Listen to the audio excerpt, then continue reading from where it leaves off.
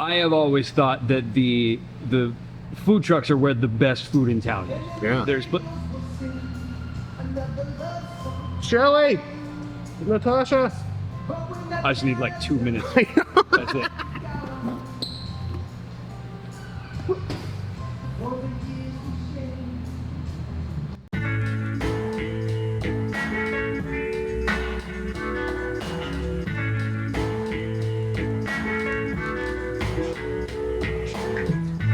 There were a lot of people that somehow misunderstood my last video. There are a bunch of people that thought that I was quitting, that I was going to stop making videos entirely, and I'm not totally sure how they got that idea. I mean, I did name the video "I Think I'm Done," and I did talk for several minutes about the idea of being done, so I guess some of that's on me. But I've made 350 something of those videos, and I don't know how many of you have noticed, but they're all exactly the same video. I say the word "this," and then I show you the food, tell you how much it costs, and then show you a review where someone somewhere said something stupid, and then I make a face like, or I just pick a face and I make it, and then I eat the food, give it a score, and then I make my second joke, and then I make a third joke, but that third joke ends up being the beginning of the video, and it loops over. It's a very sophisticated process. But it is true that it's the exact same video every single time, and it's barely about food. It's like 80% just me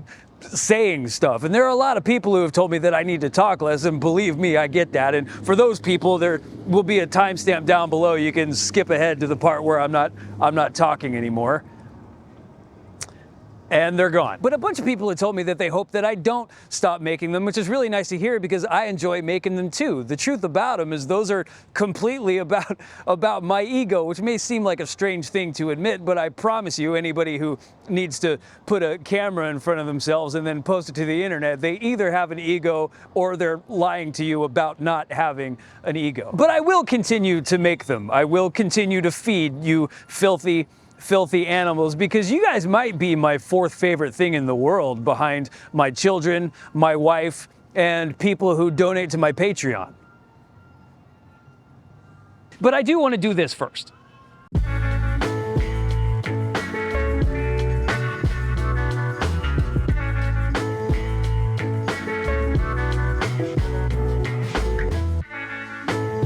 I'm Chris Corbin. I am the owner of Summer's Hub of Kennewick and Brady's Brats and Burgers, as you can see behind me.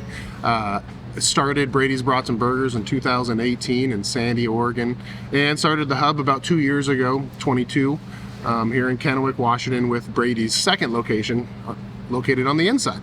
All stemmed from a need to bring the community and food trucks together. I'm a huge food truck fan, love food trucks. I've been going to them my whole life. I think I used to go to 4th and Court Street in Pasco when I was a kid almost on a daily basis.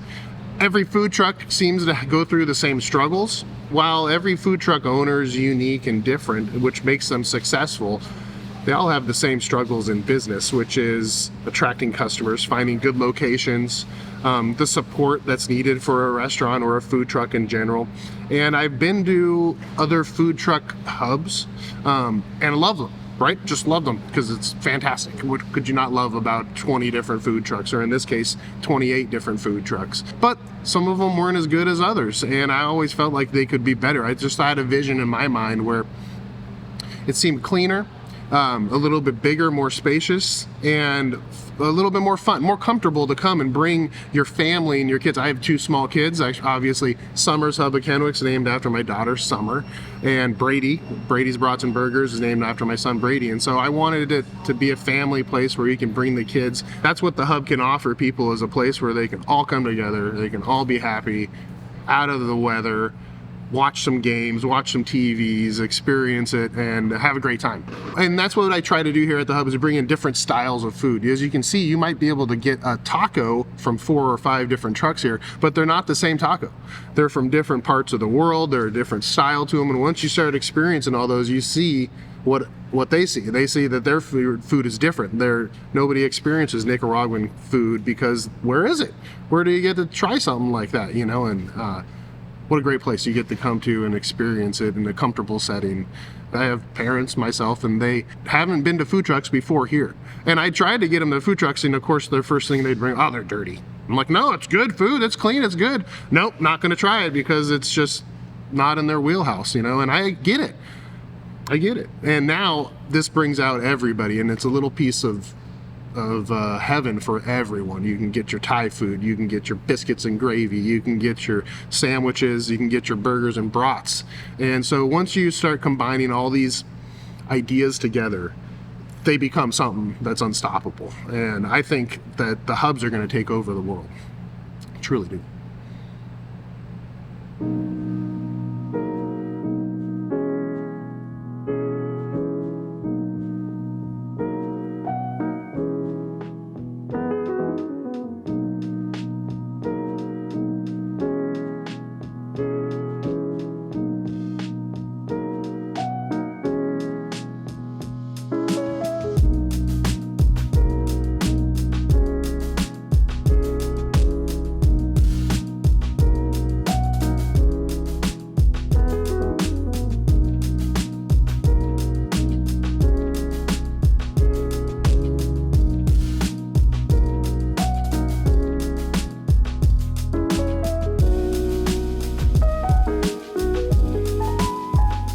Whenever I do these, I try to eat just one thing, and that's for a couple reasons. The first reason is that if I only try one thing, then it gives me an opportunity to come back to the place and check it out again. But another reason is that despite the way that it may look, I don't really eat all that much, but they just kept putting things in the bag, and now there's about 6 pounds of food in this bag, so I guess I just won't eat for another year. And then having come into this without a plan, I'm not actually sure what is even in these oh my, it's so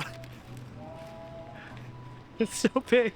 The thing I came here for initially was, I think what's in this thing is the burger. I just let them put whatever they wanted on it. They called it the Brady special. Baby Brady's bacon burger. Brady's baby Brady. It's the baby Brady's bacon burger. It's got, I don't know what's on it. Hold on, I gotta read it. Bacon, lettuce, tomatoes, pickles, onion, and then a burger sauce they called Brady sauce.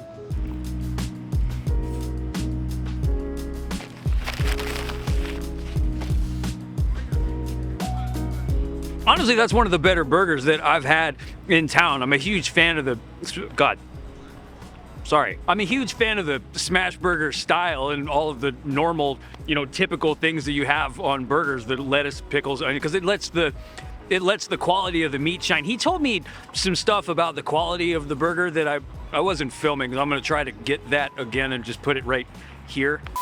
So he wasn't there, and then I completely forgot to shoot something about this yesterday. They did tell me that it is fresh and never frozen beef, and then I found this thing on a table that says that it came from Eagle Rock Ranch, and look at those people. They look like they know beef. And on the back of the thing, it says that it's more than beef. In fact, it's the smell of sage after a summer thunderstorm, the cool shade of a ponderosa pine forest. It's 80-year-old weathered hand saddling a horse in the Blue Mountains, the future of a 6-year-old in a one-room school in the high desert. And I can't really speak to all that. I can just tell you that it was really good.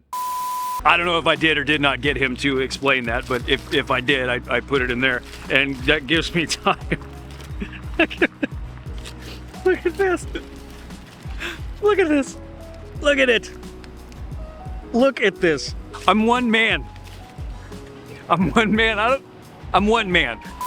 One more thing real quick. They told me right after I had finished that was not the chicken that they would typically put on the sandwich. That cut had come from some kind of freak. I just wanted to correct that because I don't want anybody to go there thinking that they're also going to be served half of an ostrich. And also, I laughed at the sandwich several times coming up here, and I want you to know that I am not laughing at the flavor of the sandwich. The sandwich was delicious. I am only laughing at the comically large size of the bird. Oh, and also I hold the sandwich up to the camera at the end and it's kind of falling apart. I want you to know that was after it had sat there for about 30 minutes. Anyway, the sandwich is good, so get the sandwich. Brady sauce, lettuce, tomato, pickles, grilled onion, grilled jalapeno, and blue cheese crumbles.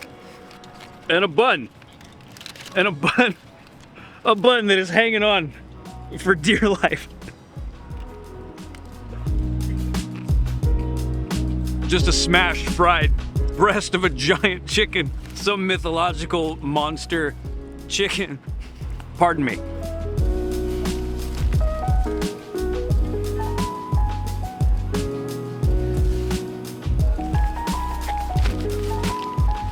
I've taken 3 bites of it and it's still enormous. That's enough chicken sandwich for like 2 people or one dinosaur. I don't know. So then from the reasonable people's menu, this is a beer brat with cream cheese, grilled onions, and grilled peppers.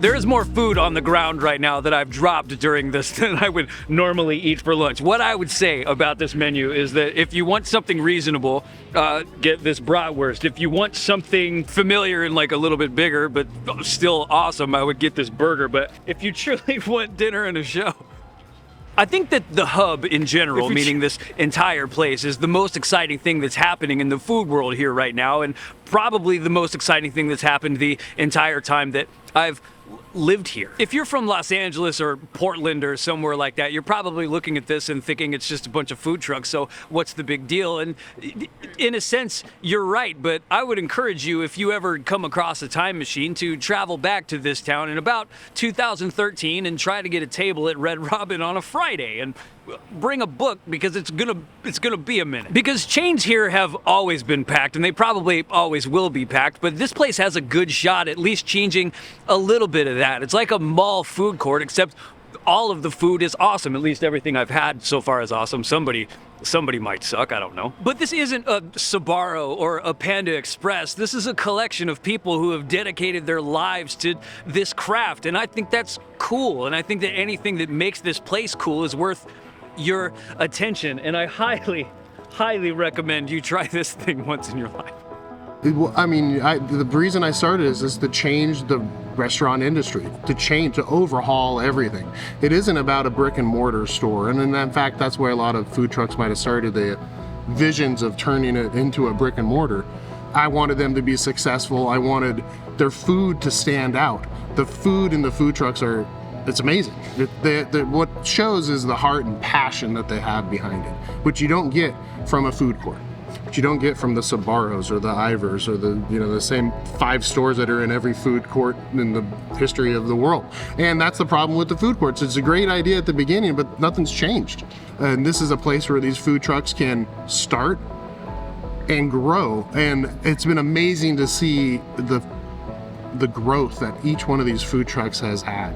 It's great to see them have a future. It's great to see them be proud of their work. Each one has grown and grown and grown, and I can't wait to see them expand. It's been such a short period of time, and we've had such a big, successful opening. I'm excited to see where the rest of this goes.